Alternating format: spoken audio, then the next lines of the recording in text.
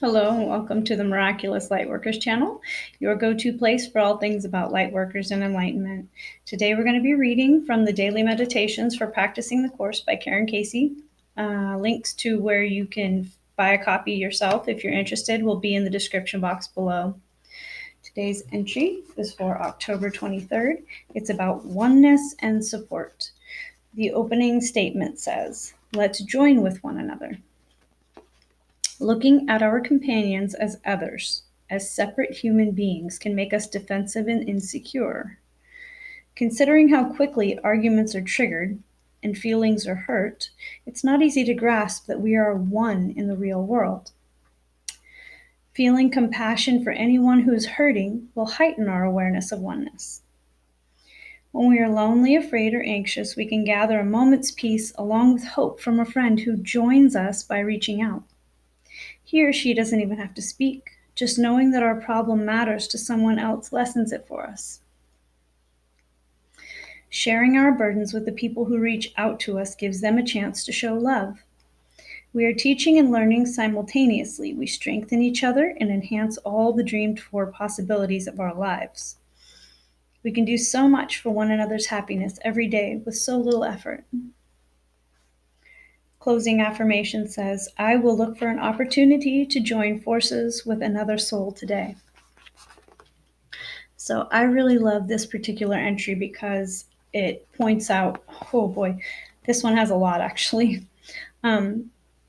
So the concept of oneness in the real world, the concept that we are not really perceiving the real world like most of the time. Some people, they hardly ever get a glimpse into it because they're too busy reinforcing their own egos and not noticing how much that leads to the exclusion of the brothers and sisters that need us the most.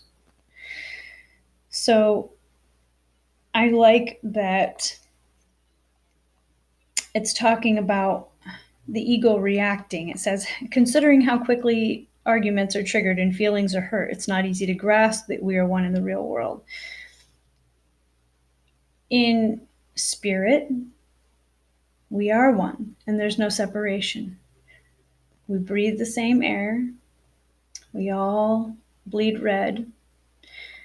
We all require and desire basically the same thing, but we're so busy focusing on the 1% to 2% of things that are different that we completely negate and disregard how similar we really are.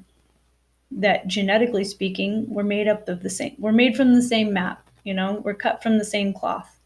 We are so close to being almost the same thing that it's almost it gets to where we're blurring lines. Like, where do you begin and I end can become a thing once you get into that state of oneness, because you'll understand and recognize that identical spirit in another person. And it really is. It's just a world of vast illusions that makes us believe that we're all so separate. And it leads to all sorts of distortions. People feeling deprived, people feeling unlovable, people feeling angry, and they can't understand what we're all really here for. It's very quick to forget what we came for. We are very quick to forget. But this really comes down to like empathy. This is really a reading about empathy. Let's identify what's real in one another. Let's seek to find all that is sameness instead of constantly being preoccupied with that tiny little bit of a percentage that makes us look different, appear to have different wants, needs, or desires. We all want the same thing. We all want love. We all want peace. We all want stability. These things don't change. 7 billion people, and we all want basically the same thing.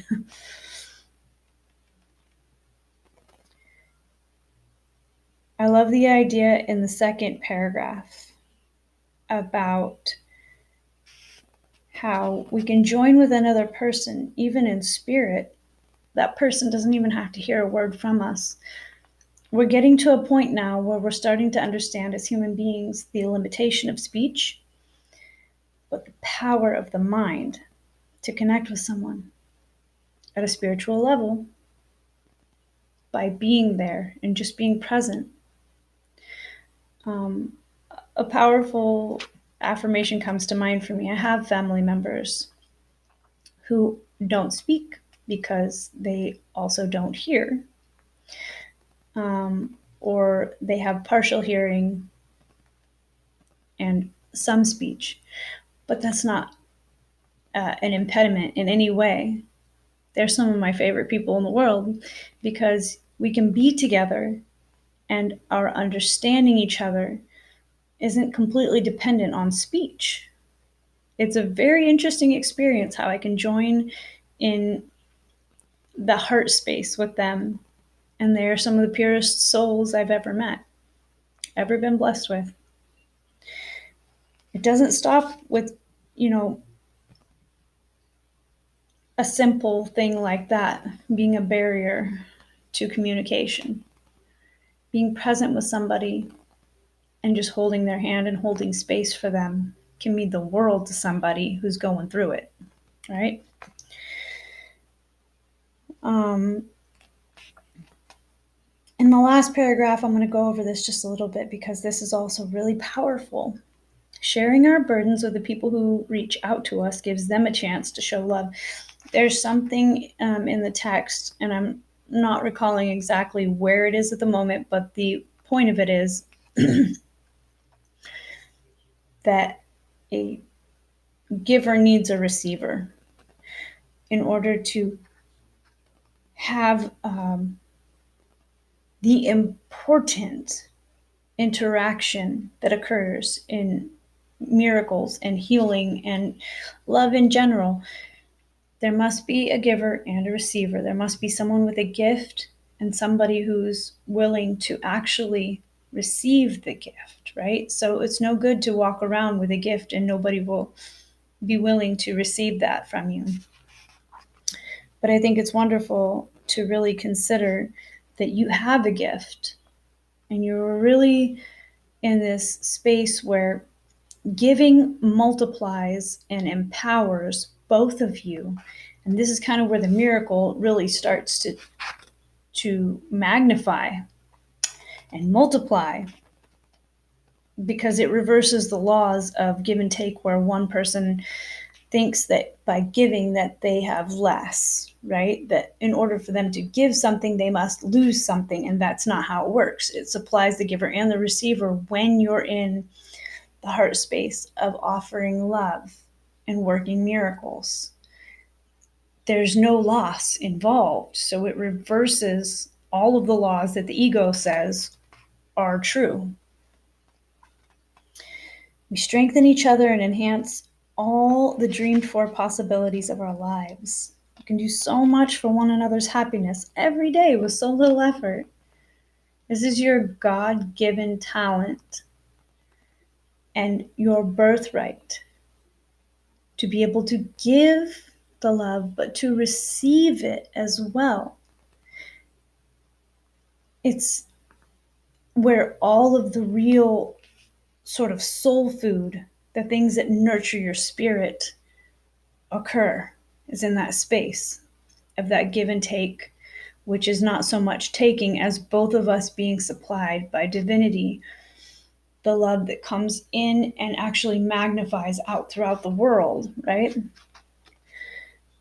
So that opening call to action again, let's join with one another. Let's look for an opportunity to join forces with another soul today. Find a way to be your intended gift to the world. You are a gift to the world.